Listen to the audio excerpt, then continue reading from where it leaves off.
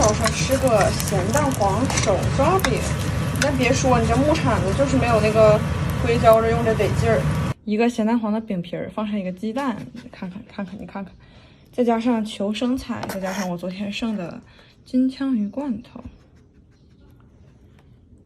好闻吗？我终于来喝了这个。凉了，记住，谢谢你。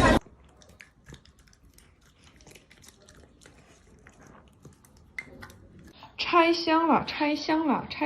这个是从我妈从家寄过来的。我之前买的海淘，因为很慢，我都到杭州了她才收到。这个是我忘了是个啥了，这个是薄荷改地址的那个东西。再看看老板，给你们看，哇、拆住！拆住！这个就是我今天晚上要播的。哎呀，今天应该发不出去了，得明天发。鸡肉堡，然后这个谷物条，还有这个可可脆，这个是我妈给我邮的，这是我还剩一半的这个卸妆，因为这个3个月不用完就要过期了，所以我让她给我邮过来，因为我短时间内应该不会回东北了。这个是之前用的一个洗发水，还行吧，就那样吧。但是我打算等618囤那个施华蔻，最近先买一个，就将就一下，因为现在买实在是太不合适了。这是之前买的那个海淘，这是满额赠品。这赠的是个啥呀？这好像是个睫毛膏。没错，它确实是一个睫毛膏的中样。然后这几个都是赠品。我来看看它们都是个啥。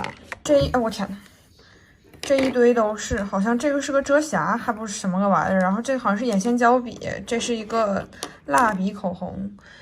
这才是我买的东西。一个腮红。3个眼影，好像是我买太久我都忘了。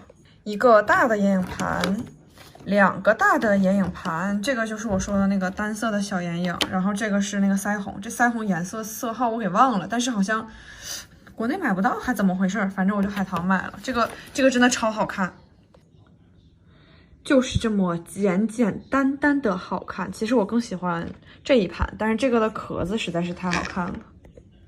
看，在这个光下的这个颜色，我爱了。